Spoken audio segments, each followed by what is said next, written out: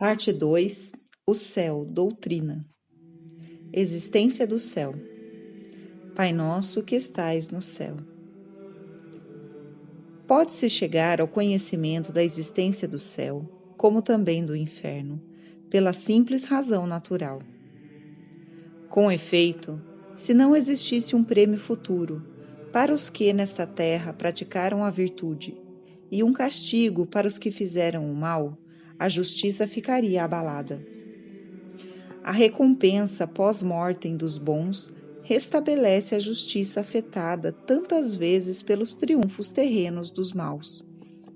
Além do mais, o homem aspira a uma felicidade completa, total, que nunca acabe, a qual não é possível nesta terra, onde tudo é transitório, sujeito a toda espécie de dissabores. É somente na eternidade celeste, quando o homem atingir seu estado de perfeição, estiver inteiramente voltado para Deus, seu fim último, que será possível satisfazer tais anseios da alma humana. Esse foi o sentir comum dos povos em todas as épocas. A ideia de um lugar de plena felicidade, próprio aos espíritos superiores e à divindade, é encontrada entre todos os povos e culturas. A mitologia grega apresentava o Olimpo, ou Empírio, céu de fogo, como a parte superior do paraíso, onde viviam os deuses, presididos por Zeus, chamado pelos romanos Júpiter. E os Campos Elíseos constituíam a morada dos mortos, que tinham sido virtuosos nesta vida. Entre os povos selvagens ou primitivos, encontra-se essa mesma noção, sob a forma de um lugar, para além da morte, de campinas verdes, sempre verdejantes, e abundância de caça e pesca, para onde vão os bons e habitam as divindades. As palavras céu e paraíso designam, de modo geral, a mesma realidade. Paraíso é uma palavra de origem persa, paridesa, aceita no hebreu pardes e no grego paradeisos, deste passando para o latim paradisos, e daí para as línguas ocidentais. Seu significado é o de jardim, parque, chácara de recreio. Para os gregos antigos, designava os parques dos reis persas ou os jardins que rodeavam os sepulcros. No Antigo Testamento, paraíso, que em geral leva algum determinativo como de Deus, do Senhor, de delícias, equivale ao jardim do Éden. Em hebraico, Éden significa gozo, o jardim do gozo onde Deus pôs o homem que havia criado. No Novo Testamento aparece para indicar o céu. Em verdade te digo, hoje estarás comigo no paraíso. Lucas 23, 43. Conheço um homem em Cristo, o qual há 14 anos foi arrebatado ao paraíso. 2 Coríntios 12, 2, 4. A expressão paraíso foi empregada primeiro em relação à região terrestre, que acolheu nossos primeiros pais, a qual, segundo a Escritura, era um jardim de delícias. Designou depois, entre os padres da Igreja, o lugar da eterna felicidade, na qual os anjos e as almas dos justos gozam da posse sobrenatural de Deus. Nenhuma outra verdade se repete tantas vezes na Sagrada Escritura, como a existência do céu, que constitui a bem-aventurança eterna. A pregação de Nosso Senhor. O pensamento do céu ocorre continuamente na pregação de Nosso Senhor, sendo invocado frequentemente para engajar seus discípulos a realizarem o ideal espiritual que lhes propõe. Nas bem-aventuranças, o Salvador promete a felicidade aos que praticarem o desapego dos bens terrestres, aos que souberem privar-se das paixões desta terra, aos que por ele sofrerem com coragem as perseguições. Mateus 5, 3, 12. Ele utiliza a atração das recompensas celestes para obter dos discípulos a prática dos mandamentos. a observância da caridade para com o próximo, a pureza de intenção em suas boas obras, a constância no sacrifício, a obediência às vontades do Pai, a coragem em confessar sua fé, o devotamento a seus irmãos, a fidelidade à sua vocação. Para os consolar de sua partida, ele descobre diante deles as perspectivas da glória celeste que ele vai preparar. João 14, 2, 3. As exortações dos apóstolos. Os apóstolos seguiram o caminho do Divino Mestre. Para eles, o pensamento do céu é um dos mais estimulantes, mais eficazes para o exercício das virtudes, e um dos melhores sustentáculos nas provações. São Paulo encoraja seus caros Gálatas a não se cansarem de fazer o bem. Eles colherão na eternidade o que houverem semeado durante a vida. Ele exorta os colossenses a fazerem todas as coisas de boa vontade, para o Senhor e não para os homens, sabendo que eles receberão do Senhor, por recompensa a herança celeste. Aos coríntios, recomenda cultivar a caridade, descrevendo-lhes em algumas palavras a glória da qual ela será para eles o princípio. Aos Tessalonicenses, escreve que suas tribulações os tornarão dignos do reino de Deus, pelo qual eles sofrem.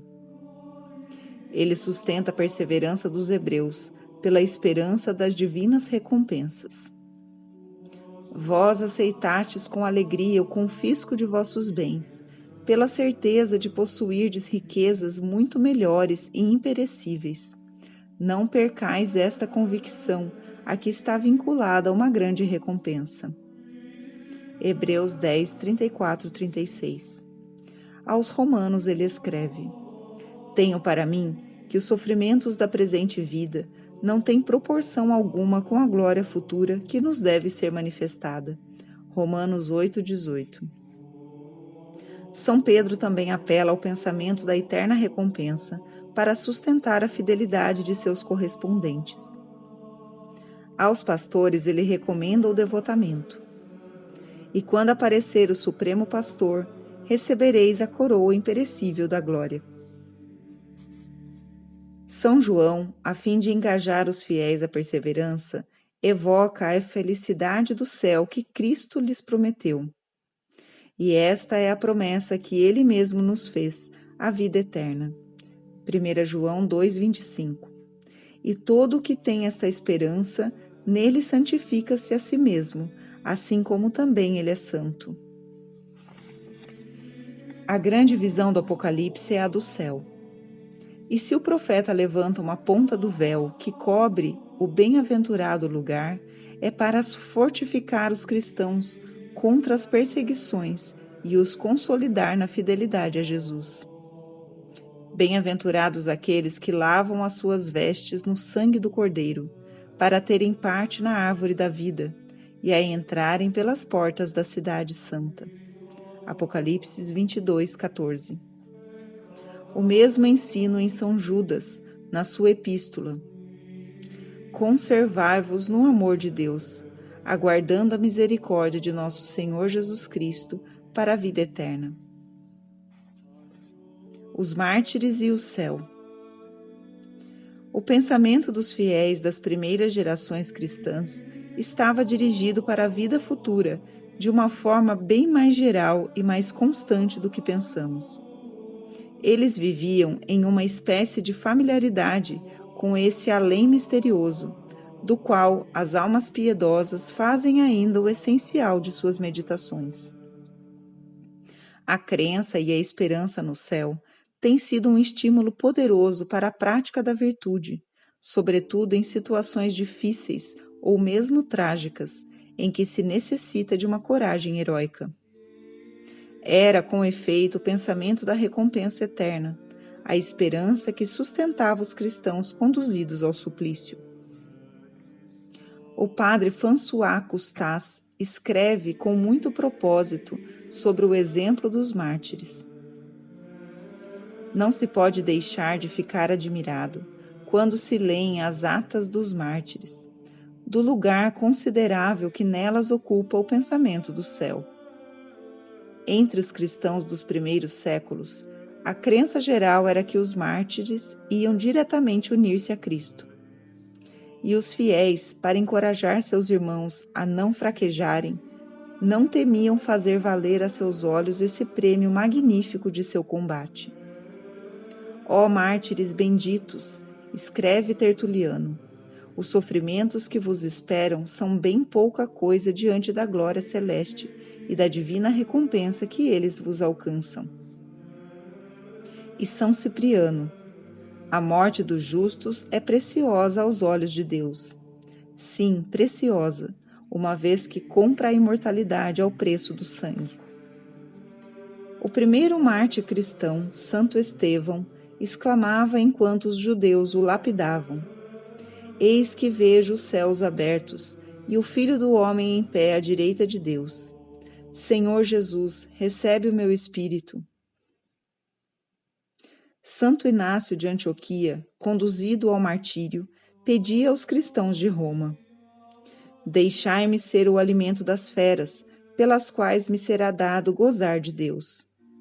Caiam sobre mim os suplícios do demônio, desde que eu goze de Jesus Cristo. Fazei-me a graça, irmãos, não me priveis da verdadeira vida. Deixar-me receber a pura luz. É quando chegar lá que eu serei verdadeiramente homem. Santa Felicidade assim exortava seus filhos a suportarem os tormentos do martírio. Levantai os olhos, meus filhos, olhai o céu. Jesus Cristo vos espera com os santos. A mãe de São Sinforiano exortou nos mesmos termos seus filhos ao martírio.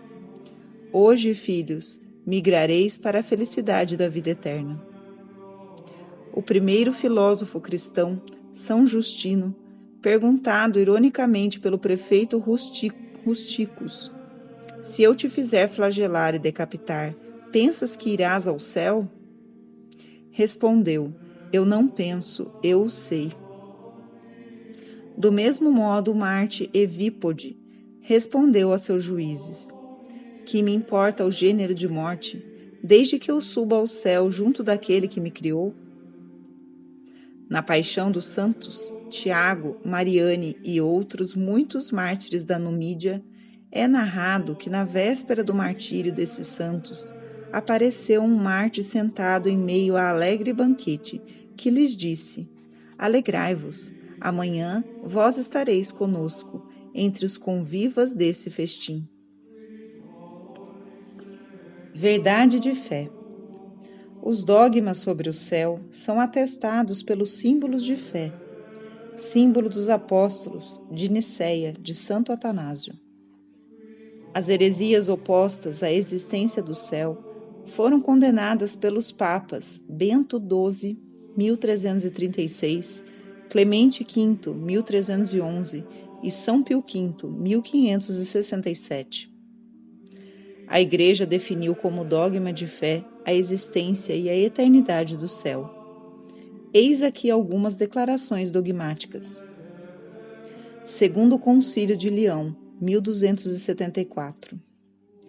As almas que, depois de recebido o sagrado batismo, não incorrerem em mancha alguma de pecado, e também aquelas que, depois de contraída, se purificaram enquanto permaneciam em seus corpos, ou depois de se desprender deles, no purgatório, são recebidas imediatamente no céu.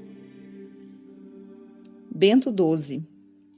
Por esta Constituição, que há de valer para sempre, declaramos que as almas de todos os santos que saíram deste mundo estiverem, estão e estarão no céu, no reino dos céus e paraíso celeste com Cristo, onde são verdadeiramente bem-aventuradas e têm vida e descanso eterno. Vemos assim que a existência do céu, ou paraíso celestial, não somente está de acordo com a razão e a tradição dos povos, mas é uma das verdades mais presentes nas Escrituras, assim como nos monumentos da antiguidade cristã. Foi ainda definida como dogma de fé pela Igreja. O céu é o lugar celeste da recompensa incorruptível, morada da divindade e de Cristo e reino dos eleitos. Epístola a Diagneto, século II. Uma forte tendência se manifesta em nossos dias, entre muitos teólogos, no sentido de considerar o céu apenas como um estado de felicidade, sem a existência de um correspondente lugar, no qual se encontram Deus, a sagrada humanidade de Cristo, a Virgem Santíssima, os anjos e os bem-aventurados. O principal argumento que se costuma apresentar é que o magistério da Igreja nunca fez uma definição explícita a respeito do céu como um lugar, e não haveria na revelação nada que permitisse fazer uma afirmação taxativa nesse sentido. No entanto, o pensamento comum dos padres da Igreja e de toda a tradição eclesiástica, bem como o consenso dos teólogos, fala em sentido contrário a essa tendência moderna, tendo como certo que o céu, além de um estado de felicidade e de glória, é também um lugar. O padre Paul Bernard constata: nada é tão familiar aos padres apostólicos como o pensamento do céu, visto como um lugar permanente, como a eterna e comum mansão dos eleitos. Um desses padres apostólicos, Santo Inácio de Antioquia, aspira a subir para Deus no lugar preparado, e outro deles, São Policarpo de Esmirna, entrevê o lugar reservado aos mártires junto do Senhor. Para os escritos mais antigos do cristianismo, o pastor de Hermas, século II, apresenta o céu como o lugar no qual estão reunidos os anjos e onde os homens habitarão com o Filho de Deus. Também a Epístola a Diagneto, da mesma época, descreve em traços expressivos o lugar celeste da recompensa incorruptível, morada da divindade e de Cristo e reino dos eleitos. De um estudo minucioso dos textos e dos fatos, conclui o padre Bernard, resulta claramente que a crença no céu, como num lugar ultraterrestre e comum aos eleitos, era universal e de uma firmeza absoluta na Igreja primitiva. São Roberto Bellarmino, doutor da Igreja, escreve no início do seu admirável estudo sobre o céu, intitulado Sobre a Eterna Felicidade dos Santos, sob o nome de Reino de Deus. Nós, entretanto, não podemos tratar aqui de tudo o que diz respeito ao reino dos céus, mas tão somente aquilo que se refere ao estado e ao lugar dos bem-aventurados. E isto, primeiramente, porque o lugar e o estado dos bem-aventurados é chamado de reino dos céus nas Sagradas Escrituras. O padre Guglielmo Luigi Rossi, em erudito estudo sobre o paraíso, é muito claro. Embora, secundariamente, o paraíso importa inegavelmente num lugar, uma vez que hospeda a sagrada humanidade de Cristo e de Maria, e aguarda a carne glorificada dos eleitos. Ocultando-se no mistério de Deus, sua localização nos escapa e repele qualquer indagação de ordem topográfica. Mas o fato em si, de ser um lugar, é indeclinável. Do mesmo modo se expressa o renomado teólogo dominicano, Padre Garrigou Lagrange. O céu é o lugar, e mais ainda o estado da suprema felicidade. Se Deus não tivesse criado nenhum corpo, mas somente puros espíritos, o céu não seria um lugar, mas somente o estado dos anjos, que gozassem da posse de Deus. E prossegue. De fato, o céu é também um lugar, no qual se encontram a santa humanidade de Jesus após a ascensão, a bem-aventurada Virgem Maria após a Assunção, os anjos e as almas dos santos. Santo Tomás de Aquino afirma a existência do céu como lugar, argumentando que, uma vez que Deus destinou seus santos a uma dupla glória, espiritual e corporal, estaria na ordem das coisas que lhes fosse reservado um lugar especial e particularmente glorioso. Além disso, acrescenta: como os anjos têm por missão presidir toda a natureza corporal, convinha que eles fossem postos no lugar supremo que dominasse os mundos e que, ao mesmo tempo, reunisse os justos, formando assim uma única e harmoniosa sociedade de todos os eleitos. O padre Emílio Sauras diz que a doutrina de que o céu é um lugar não é uma verdade de fé definida, mas apenas teologicamente certa, isto é, tem a seu favor a unanimidade moral dos teólogos. Entretanto, como em tudo que se refere ao além, também com relação ao céu é preciso pensar em termos de analogia e não de identidade. Isto é, embora o céu seja um lugar, não se deve dar a essa expressão o mesmo significado que lhe atribuímos para nos referirmos às coisas da terra. Cumpre ter em vista que, se há semelhanças, existe também diferenças, as quais não sabemos exatamente em que consistem. É preciso ainda lembrar que, sendo Deus infinito, está em toda parte, não podendo ser contido por nenhum lugar, como se lê na Escritura, numa alusão ao Templo de Jerusalém. Se o céu e os céus dos céus não vos podem conter, quanto mais esta casa que edifiquei. 1 Reis 8:27. Portanto, quando se fala no céu como um lugar onde Deus habita, quer-se apenas pôr em realce, como observa o padre Bellamy, que na medida em que se revela com mais fulgor a glória do Criador, nessa medida sua presença é mais acentuada.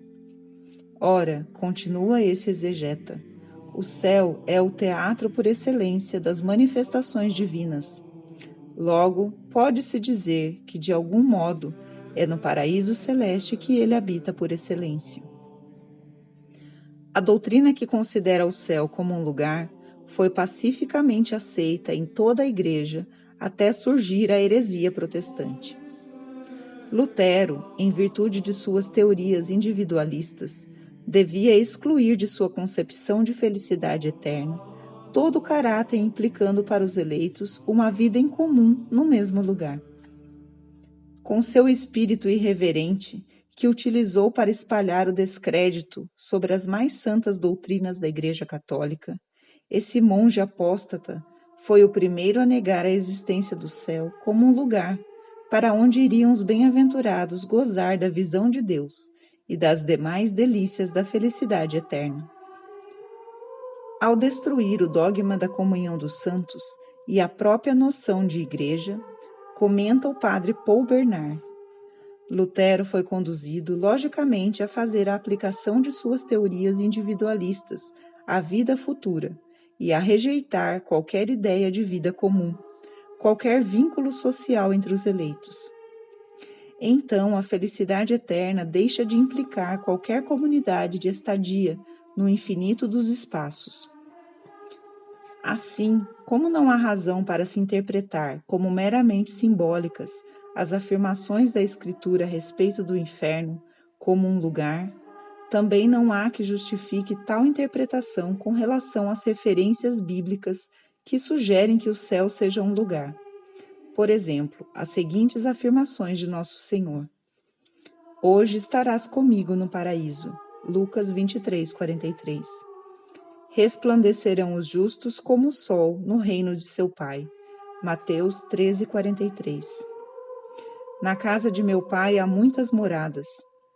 Vou preparar o lugar para vós. E depois que eu tiver ido e vos tiver preparado o lugar, virei novamente e tomar-vos-ei comigo, para que onde eu estou estejais vós também. João 14:2-3. Onde está o céu?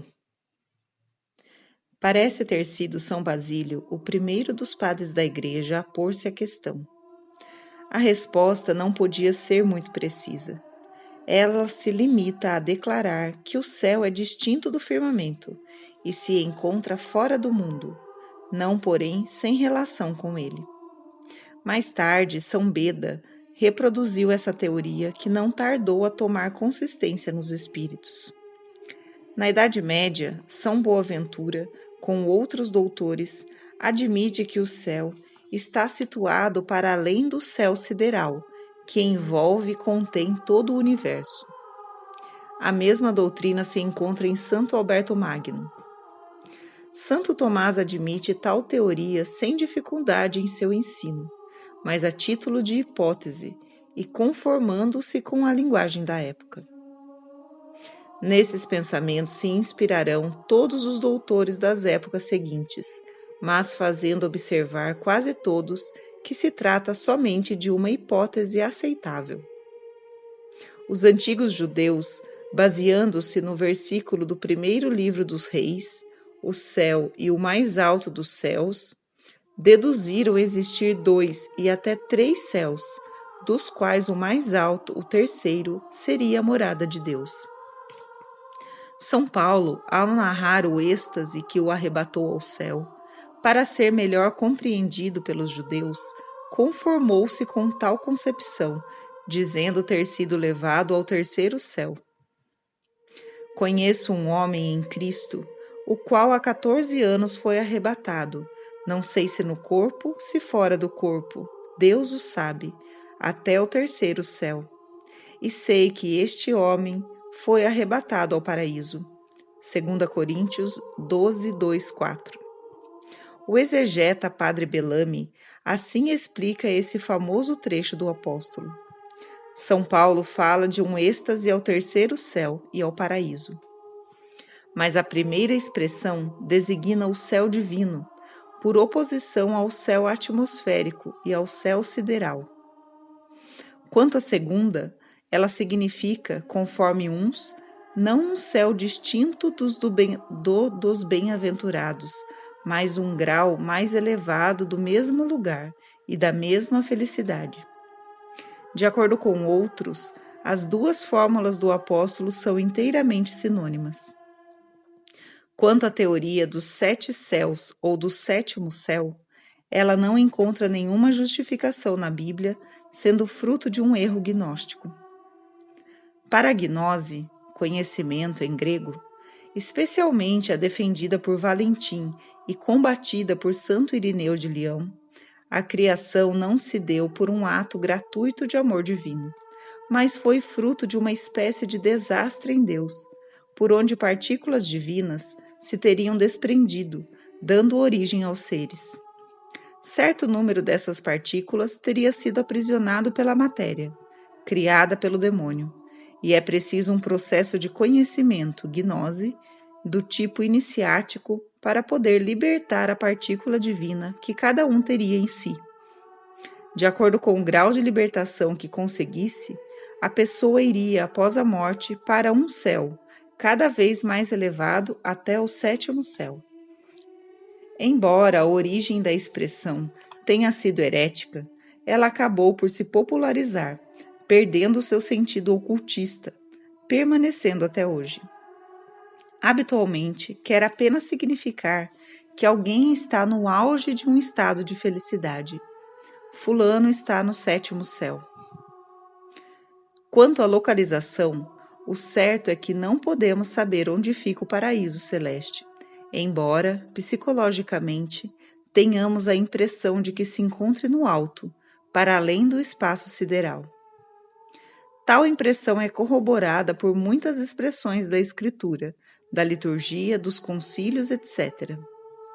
Não cantamos no credo da missa que Nosso Senhor subiu aos céus? Os próprios dogmas da ascensão de Nosso Senhor e da assunção de Nossa Senhora indicam a ação de subir, de galgar regiões do alto. O profeta Davi exclama: Louvai o Senhor, vós que estais nos céus, louvai-o nas alturas. Numa interpretação simbólica da Escritura, São Roberto Bellarmino exprime bem esse sentimento, citando o Salmo que diz: seu fundamento está no Monte Santo. E o trecho do Apocalipse: transportou-me em espírito a um grande e alto monte e mostrou-me a cidade santa. pergunta: o que é este monte, exaltado sobre todos os montes, senão o céu de Deus? Este é aquele monte pelo qual suspirava o profeta ao dizer: quem subirá ao monte do Senhor, ou quem estará no seu lugar santo? Cujo auxílio implorava ou esperava, dizendo: levanto os meus olhos para os montes, donde me virá o socorro?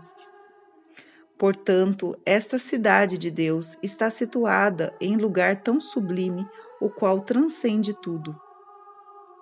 Quanto à duração, o paraíso celeste foi criado por Deus e aberto às criaturas quando os anjos bons foram convidados a participar da vida e da glória divinas, em recompensa de sua fidelidade, e não terá mais fim.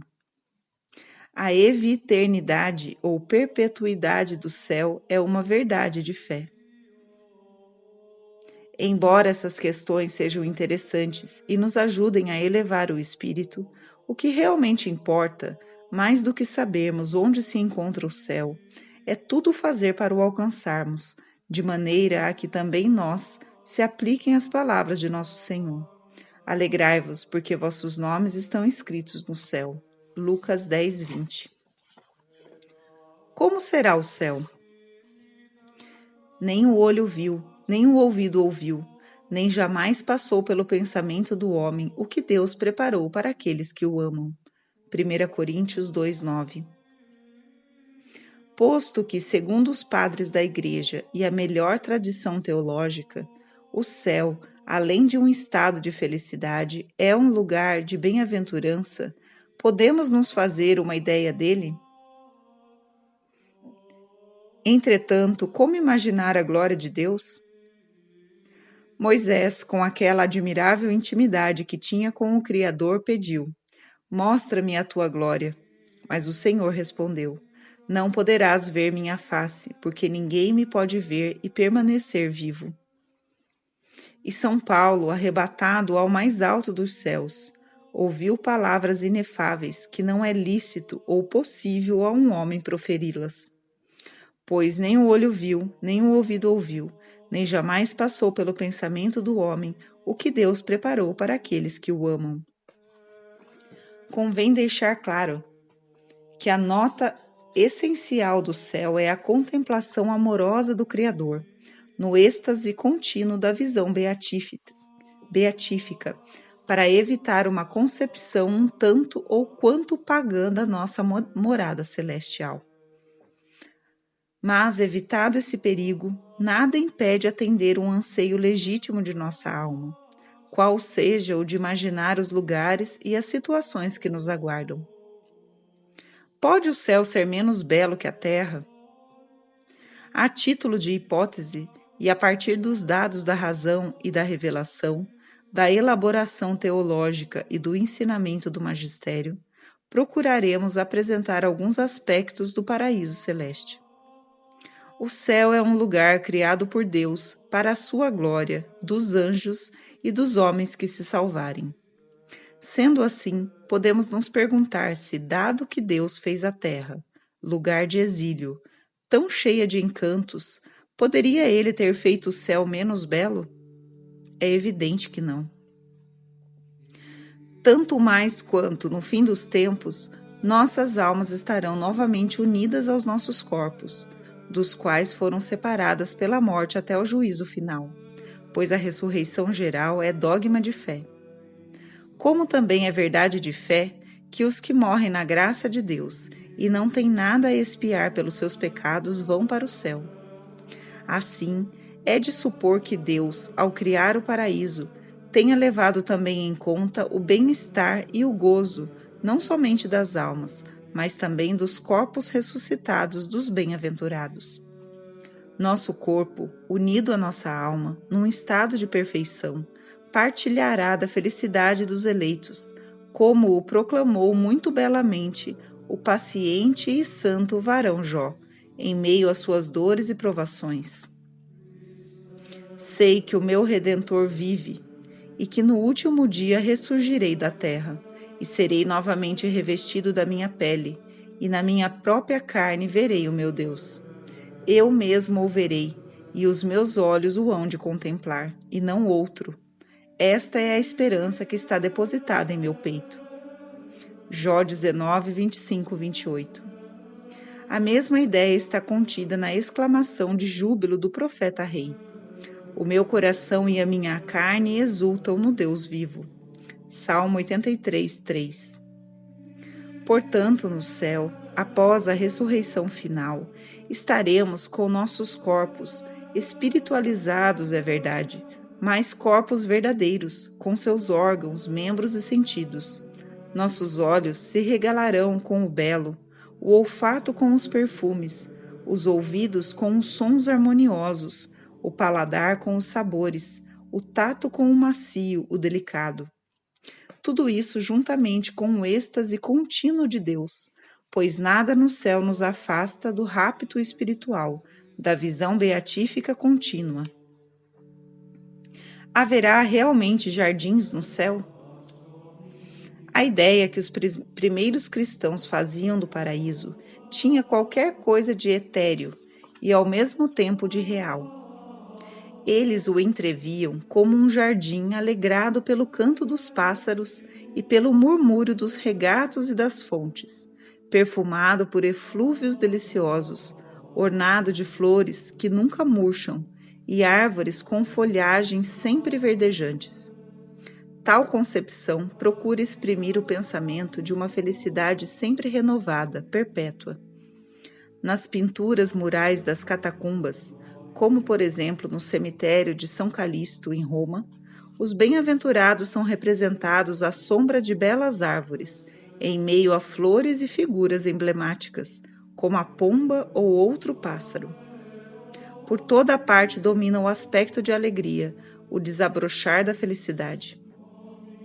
Pode-se ler nas inscrições sepulcrais dos primeiros cristãos frases que indicam a esperança da felicidade futura. Tende descanso e felicidade eterna. Inscrição na Vila Albani, datada de 380. Na paz e no refrigério, inscrição do cemitério de Santo Hermes. No paraíso reinam as fragrâncias exímias. As relvas são continuamente verdes, como as margens dos regatos. Inscrição romana do século IV. Assim sendo, podemos nos perguntar se no paraíso há árvores, flores, frutos, regatos, pássaros, como os cristãos antigos representavam nas catacumbas, e se lê em tantas revelações privadas, ou se, pelo contrário, tudo isso é meramente simbólico. Embora a revelação não se pronuncie a respeito, os grandes doutores e teólogos católicos procuraram levantar um pouco o véu do mistério, servindo-se de comparações, analogias, etc. Um dos problemas que eles levantam em relação à existência no céu de plantas, animais, etc., é que no paraíso celeste não pode haver nada de corruptível. Ora, todos os compostos orgânicos, como as plantas e os animais, são corruptíveis. Logo, como se poderia conciliar sua existência com a incorruptibilidade própria ao reino dos céus? Uma das hipóteses seria a seguinte: assim como os corpos humanos, embora sendo compostos orgânicos, após a ressurreição se tornarão, por milagre divino, incorruptíveis, Deus poderia, por milagre semelhante, dar aos animais e vegetais do paraíso o mesmo dom. Ou então, em vez de matéria orgânica, corruptível, fazer as árvores, flores e frutos dos jardins do paraíso celeste de pedras preciosas, como esmeraldas, rubis, safiras e outras ainda mais perfeitas e maravilhosas, como lemos em certas revelações privadas. Deus é de uma magnanimidade e magnificência infinitas. Não faz nada com parcimônia, com estreiteza. Premia soberanamente com a liberalidade do Criador de todos os bens. Por que não poderia ter disposto que houvesse no céu, além dos jardins maravilhosos, pássaros canouros, graciosos animais, borboletas multicoloridas, para encantar e alegrar inocentemente os eleitos? Deus também poderia preservá-los da deteriorização, conforme ele diz na Escritura: sou eu que faço morrer e que vivifico. Deuteronômio 32, 39. Por que não supor que tudo o que existe de mais belo nesta terra terá uma representação muito mais perfeita e incomparável na pátria celeste? Não vemos nada nessa suposição que pareça contrariar os dados da revelação e da razão natural. É claro que nada pode comparar-se à felicidade decorrente da visão beatífica, mas, sem nunca nos apartarmos dela, tais delicadezas de Deus para com seus filhos fiéis são próprias do seu amor infinito e proporcionariam aos eleitos um complemento do gáudio e da felicidade decorrentes da contemplação da beleza incriada, luz perfeitíssima, de onde procede toda beleza. Inúmeras revelações particulares a respeito do céu, como por exemplo as de São João Bosco, que transcrevemos adiante, parecem confirmar essas hipóteses. Do mesmo modo, textos de padres da Igreja e de doutores falam nesse sentido. Assim, o seguinte texto de Santo Afrates, padre da Igreja síria do século IV: o céu nos acolherá em toda a magnificência de suas glórias. É o lugar da luz, da vida e da graça. O ar dessas regiões sublimes será infinitamente doce e leve, como convém a corpos gloriosamente ressuscitados. Ele emitirá raios deslumbrantes, esplêndidos e agradáveis de se ver. Sobre as árvores maravilhosas plantadas pelo Senhor, uma eterna primavera semeará suas flores, desabrocharão seus frutos sob uma folhagem sempre verde. Vestes de luz. Nosso sentido da visão encantar-se-á também, neste lugar bendito, com o brilho que emanará dos corpos gloriosos. A transfiguração de Nosso Senhor diante de alguns apóstolos mostra-nos como será essa glória do corpo ressuscitado. Tomou Jesus consigo Pedro e Tiago e João, seu irmão, e levou-os à parte a um alto monte, e transfigurou-se diante deles. E o seu rosto ficou refulgente como o sol, e as suas vestiduras ficaram brancas como a neve. Mateus 17, 1, 2. Uma das conclusões que São Roberto Bellarmino tira desse brilho que terão os corpos gloriosos é que, como no paraíso terrestre, o fulgor envolverá os corpos à maneira de veste. Se Adão e Eva no paraíso terrestre não tinham necessidade de vestes, muito menos o terão os santos no paraíso, no qual suas roupas e vestimentas serão sua própria luz.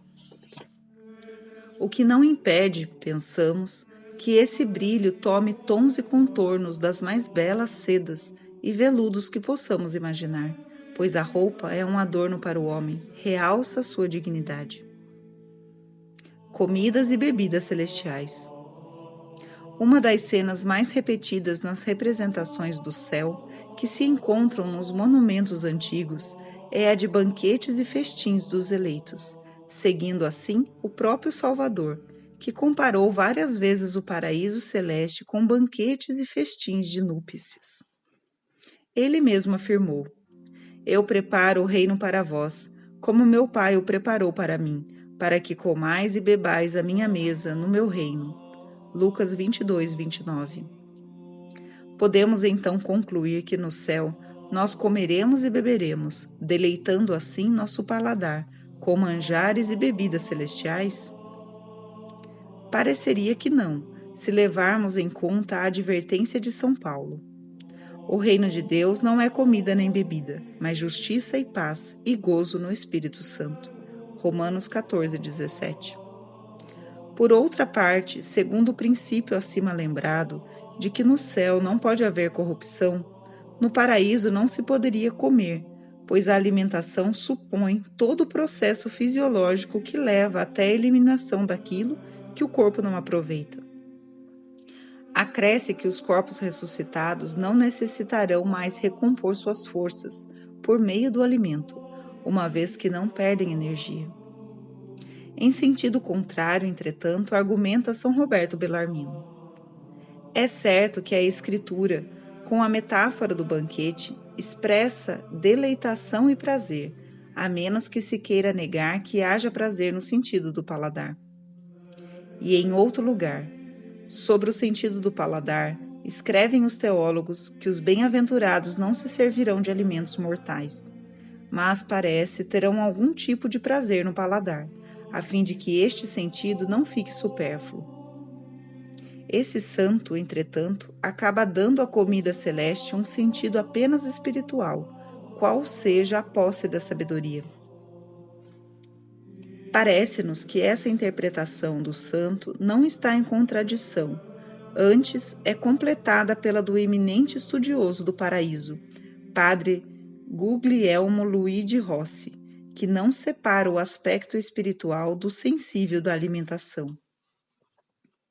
Graças a Deus, o Senhor não deixa de produzir nas pupilas sensoriais deleites gaudiosíssimos.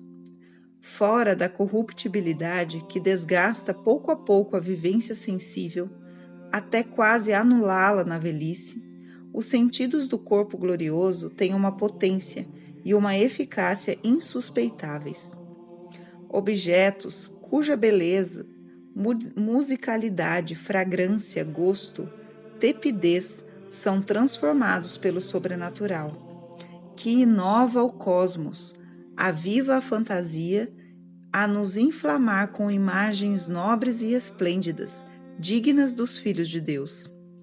Gratificam a vista, o ouvido, o olfato, o gosto e o tato, em deleite jamais saboreado. E as imagens repercutem em deleite máximo sobre o apetite sensitivo. O meu coração e a minha carne exultam no Deus vivo. Dessa forma, a consideração de uma fruta do paraíso, sumamente bela e apetecível, nos provocará no paladar um sabor delicioso e temperante, sem que a comamos, apenas pela sua visão, que age sobre a nossa imaginação, a qual, por sua vez, estimula as papilas gustativas, produzindo a sensação do gosto. Por essa forma, embora não nos alimentemos propriamente, não se dando, pois, o processo fisiológico que ocorre nesta terra, teremos um gozo do paladar muito superior ao que desfrutamos aqui. Ao mesmo tempo, esse prazer sensível será ligado a um dom espiritual, uma graça, que nos fará compreender melhor aspectos da sabedoria divina. O mesmo se pode dizer em relação às bebidas. Segundo o Eclesiástico, o vinho bebido com sobriedade é uma segunda vida para os homens. Que vida é a daquele a quem falta o vinho? O vinho desde o princípio foi criado para regozijo, e não para embriaguez. O vinho bebido moderadamente é o júbilo da alma e do coração. Eclesiástico 31, 32, 36. Podemos então supor que no céu existirão bebidas que, pelo mesmo processo acima descrito em relação à comida, nos causarão um prazer mais excelente do que qualquer vinho desta terra. Castos deleites do sentido do tato. Quanto ao sentido do tato, ao contrário das concepções lúbricas dos muçulmanos e dos antigos gregos, romanos ou outros pagãos, no céu está excluída qualquer deleitação venérea. O instinto sexual cessa, uma vez que toda a humanidade estará completa, quando da ressurreição dos corpos. E a revelação é inteiramente taxativa quanto a esse ponto, conforme o dito do Salvador. Porque, quando ressuscitarem de entre os mortos, nem entre os homens tomarão mulheres, nem as mulheres homens, mas serão como os anjos do céu. Marcos 12, 25. No céu não haverá o menor desregramento da sensualidade, uma vez que todos os nossos apetites estarão inteiramente sujeitos à razão, e esta ao amor de Deus. Mas há outros deleites do tato que permanecerão. O sentir o macio de uma seda, o frescor de uma brisa, etc. Em outra linha de considerações, pode-se perguntar se quando São Tomé tocou nas chagas do Salvador, não recebeu indizível deleite, tanto físico como espiritual. E se no céu os eleitos não terão o privilégio de tocar nas santas chagas e também nas gloriosas cicatrizes dos mártires, obtendo igual prêmio. A sociedade celeste. Nosso instinto de sociabilidade será plenamente atendido no céu, com o gáudio do convívio dos bem-aventurados. Esse convívio não consistirá, como talvez pensam muitos, numa mera justaposição de indivíduos felizes, colocados lado a lado, sem nenhum contato entre si, absortos a contemplar de modo estático um Deus infinitamente distante. Pelo contrário, uma das alegrias do céu estará precisamente no encontro com parentes, amigos, pessoas de nossas relações que se salvaram, com quem podemos recordar episódios desta vida, bem como comentar acontecimentos de que juntos participamos ou que presenciamos, e para os quais, só então, à luz da glória, teremos a plena explicação. Poderemos ainda, quem sabe, travar novas amizades com pessoas que tenham conosco alguma afinidade, seja de origem, de inclinações, de vocação. Certamente iremos conhecer e nos relacionar com os santos pelos quais aqui na terra tivemos especial devoção, aos quais recorremos com mais frequência e que nos socorreram com sua intercessão, ou com aqueles cujas virtudes mais admiramos e cujo exemplo mais nos moveu ao bem. Por fim, travaremos relações com os santos anjos, especialmente com nosso anjo da guarda, fiel companheiro de nossa jornada terrestre, testemunha de nossas lutas, de nossas quedas e de nossos arrependimentos, amigo solícito e protetor zeloso. Esse convívio celeste será imensamente feliz, jamais perturbado pelas discórdias, invejas e intrigas que infernizam a vida terrestre. De que maneira se comunicam uns com os outros os felizes habitantes da mansão celeste? Antes da ressurreição, através de um simples ato de vontade, pelo qual o verbo mental de uma alma se torna patente para outra, permitindo assim o colóquio. E após a ressurreição, por meio de nossos órgãos naturais da fala e audição. Também há comunicação com os anjos, provavelmente através do verbo mental. Podemos considerar ainda, a respeito do céu, que as festas litúrgicas referentes aos santos canonizados que se celebram aqui na terra repercutem no paraíso, aumentando a glória acidental do santo e a felicidade de todos os bem-aventurados. Enfim, embora estas considerações nos ajudem a compreender mais o céu, lembremo-nos de que aquilo que Deus nos tem preparado, como acentua São Paulo, supera a tudo quanto possamos imaginar. A essência do céu. Eu sou a tua recompensa excessivamente grande. A visão beatífica. O que de mais excelso, mais perfeito, mais inebriante Deus poderia conceder como prêmio aos bem-aventurados no céu? Que felicidade poderia saciar mais plenamente a alma do que a própria visão de Deus?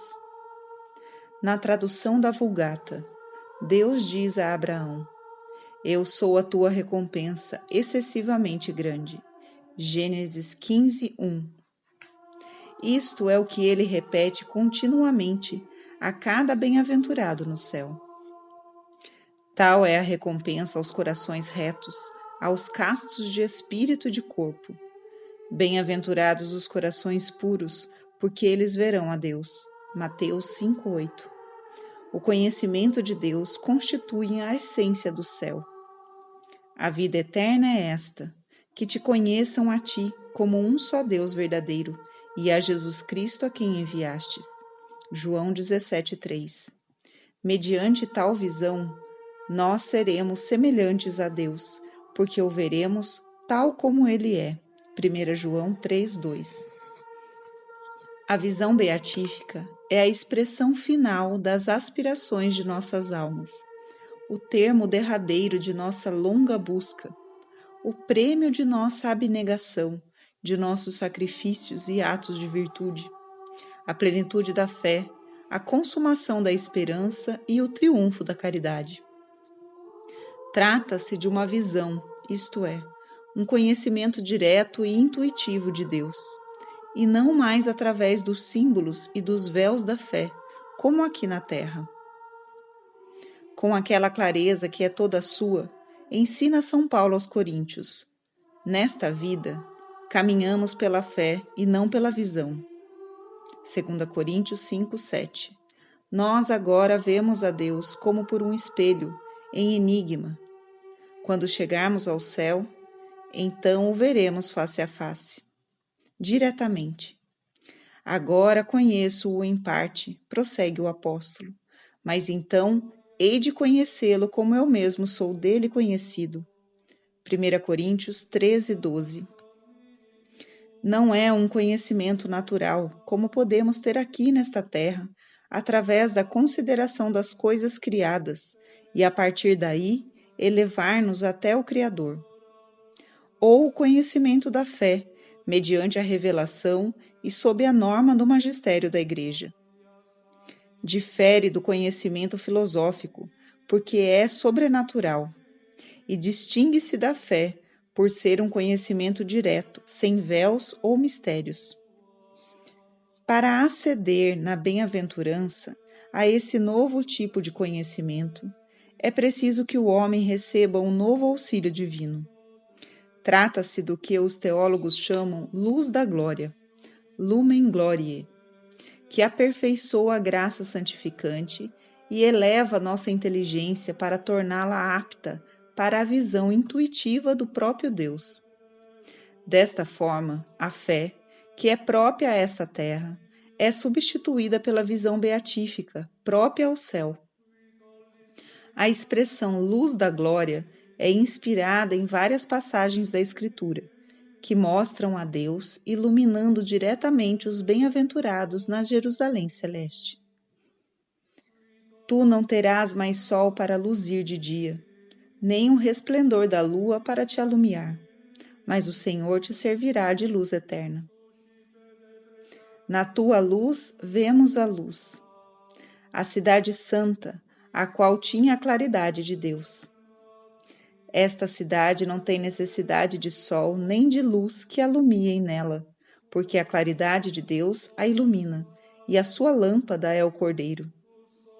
O Senhor Deus os alumiará. Dante Alighieri, em termos poéticos, mas precisos teologicamente, descreve a luz da glória como luz intelectual cheia de amor, amor do verdadeiro bem cheio de alegria, alegria que transcende toda doçura. Neste mundo, o homem tem um conhecimento sensível e um conhecimento intelectual. Ou seja, seus sentidos se conjugam com seu espírito para produzir o ato do conhecimento. Quando passeamos em uma praia, os murmúrios das águas chegam aos nossos ouvidos. Nossos olhos contemplam as vagas ondulantes que se perdem nos limites do horizonte.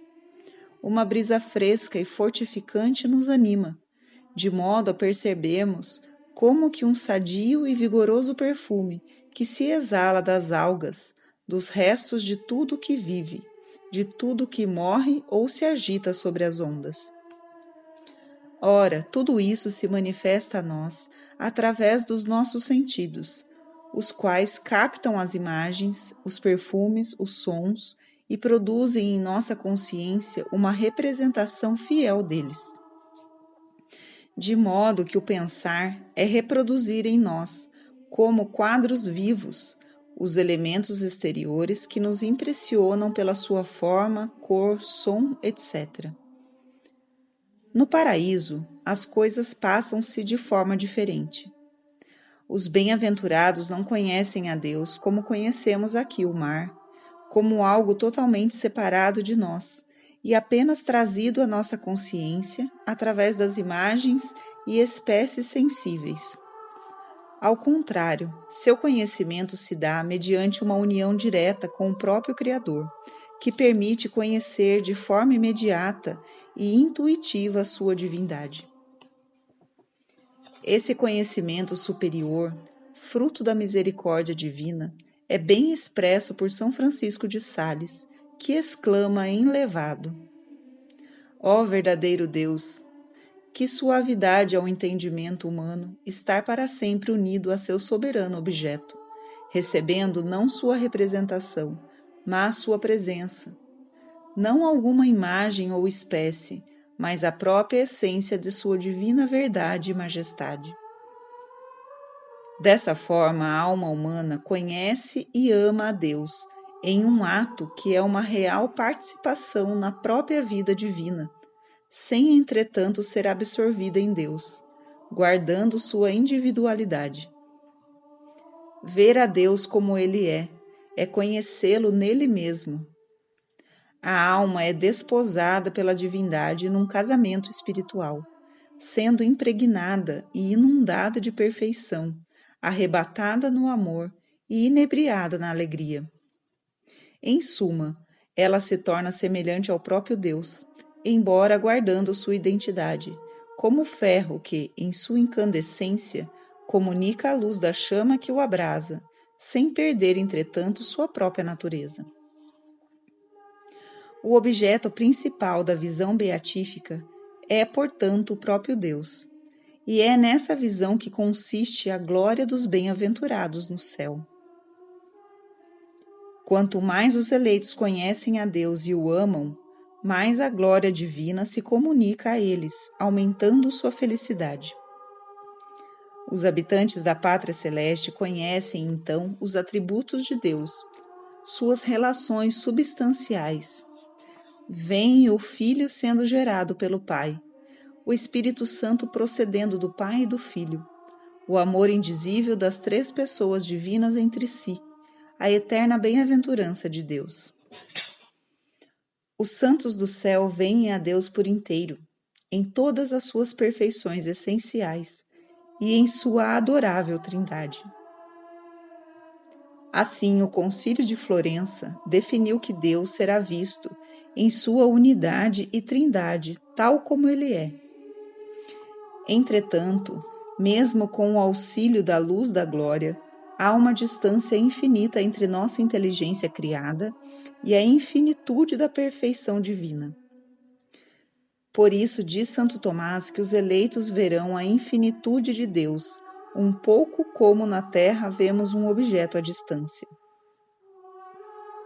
Na visão beatífica, os bem-aventurados conhecem os mistérios da providência divina, porque Deus permite o mal, qual o bem que ele tira da existência deste, a razão dos sofrimentos dos homens, de cada homem, a proteção especial concedida aos povos, aos indivíduos, às nações e assim por diante. Sendo Deus a causa primeira e exemplar de todas as coisas, ao conhecermos no céu a sua divindade, conheceremos também todas as coisas que existem, ou mesmo aquelas que são apenas possíveis, como, por exemplo, os entes de razão ou fabulosos. Essa verdade é admiravelmente expressa pelo grande São Bernardo de Claraval, nos seguintes termos: saídos desta terra de exílio e tornados cidadãos dos céus, nós não teremos mais necessidade da escada das criaturas para chegar até Deus. O habitante celeste tem diante dele, ao seu alcance, aquilo pelo qual ele contempla as coisas divinas. Ele vê o Verbo e no Verbo aquilo que foi feito pelo Verbo. Não há mais para ele obrigação de mendigar junto das obras criadas o conhecimento do Artífice. Mais ainda, mesmo para conhecer essas obras, ele não desce até elas, porque as vê sob uma luz incomparável, mais luminosa que em si mesmas. É, pois, indubitável que os eleitos contemplam, na essência divina, todas as coisas que os possam interessar, que desejam legitimamente conhecer. Esse é o ensino de um antigo concílio de Paris, 1528, o qual declara: aos bem-aventurados é aberto o divino espelho, no qual resplandece tudo o que os interessa.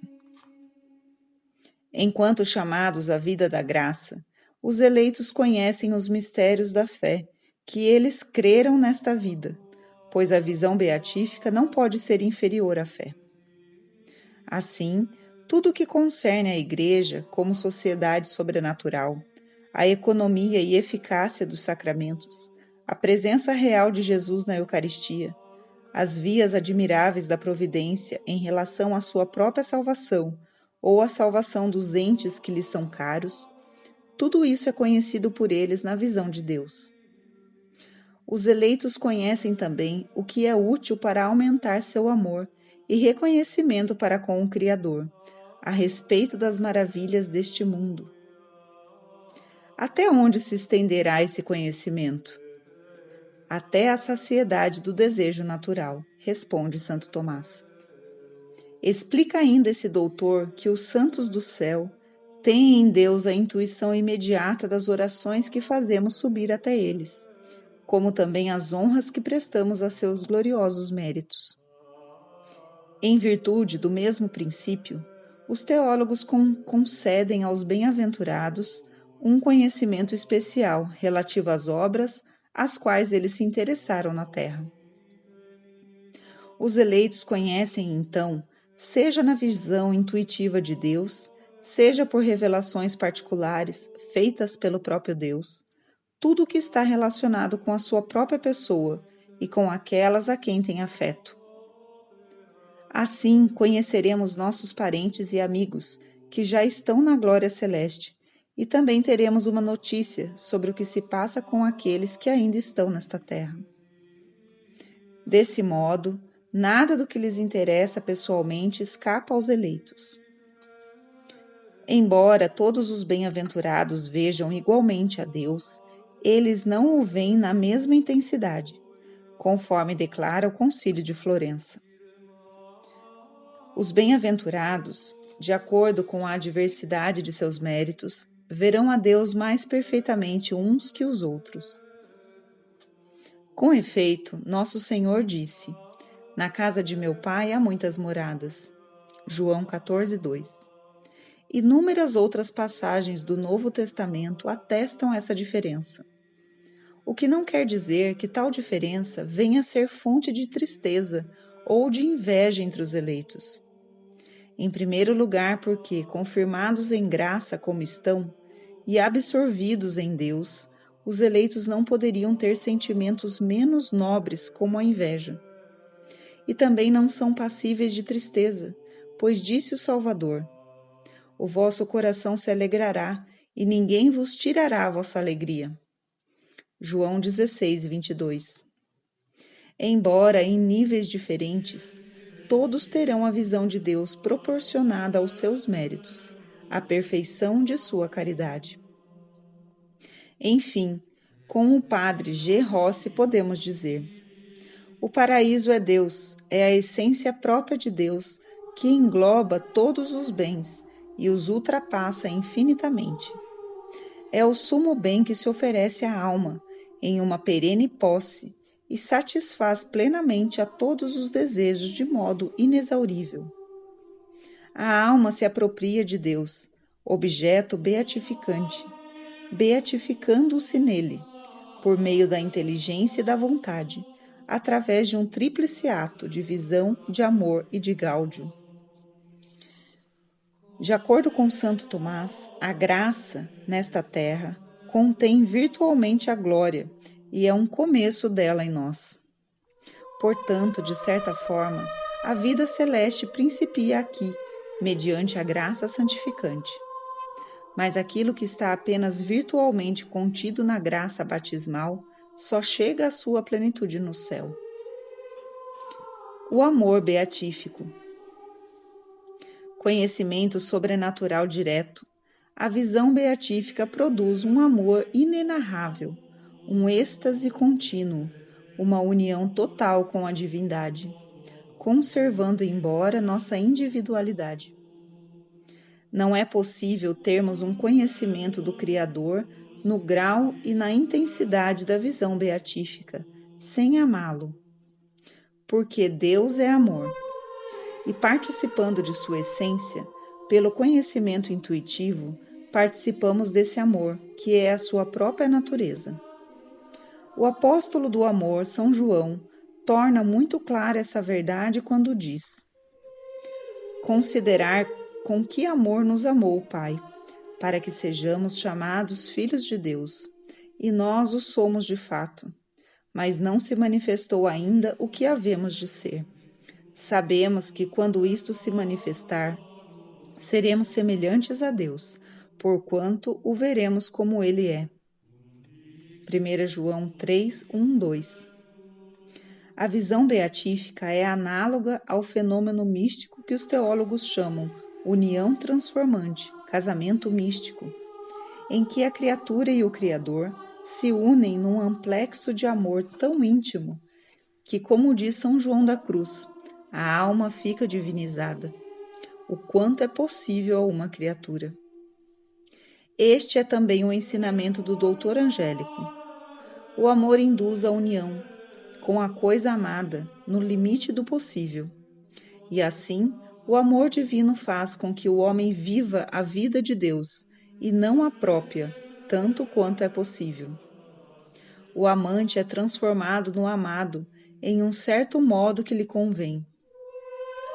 E pelo fato de que o amor transforma o amante no amado, faz com que o amante penetre na intimidade do amado e vice-versa, de tal modo que nada do que pertença ao amado permaneça separado do amante.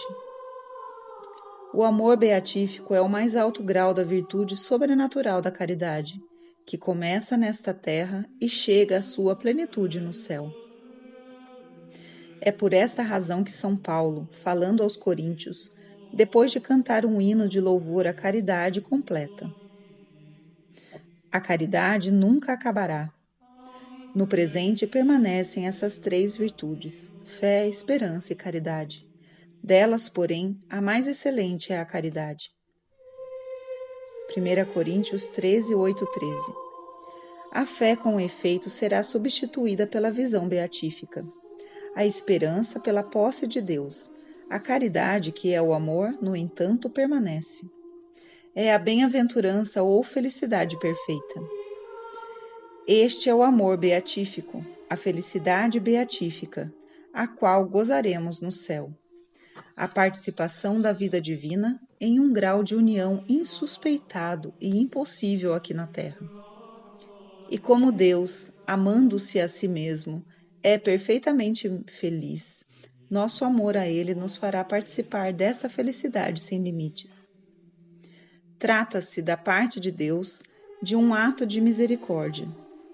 Pois, segundo São João, o apóstolo do amor, não fomos nós que o amamos, mas sim Ele que nos amou primeiro. Nisso consiste o amor, não em termos nós amado a Deus, mas em ter-nos Ele nos amado, e enviado seu Filho para expiar por nossos pecados. O amor é transbordante, participativo. Foi por amor que Deus fez todas as coisas. Ele criou a terra, os mares, o firmamento, os anjos e os homens, tudo enfim, e enviou seu Filho para nos resgatar. Tudo isso foi fruto desse amor. A lei do céu é a lei do amor, comenta o insigne padre jesuíta Cornélio Alápide. Deus pode fazer tudo o que Ele quer por si mesmo. Do mesmo modo, os eleitos fazem tudo o que eles querem por meio de Deus. Não há senão uma lei no céu, é a lei do amor de Deus, lei a qual os eleitos querem e quererão eternamente se conformar, porque eles querem aquilo que Deus quer. O que os eleitos querem, Deus quer. Todos querem a mesma coisa, amar a Deus e ser amado por Ele. E o gênio de Santo Agostinho sintetiza numa fórmula perfeita a vida no céu. nós veremos a Deus, o amaremos e o louvaremos por toda a eternidade. É a esse amor eterno ao qual devemos tudo que nós seremos arrebatados no céu, num êxtase sem fim. Dai graças ao Senhor porque Ele é bom, porque eterno é seu amor. Salmo 135.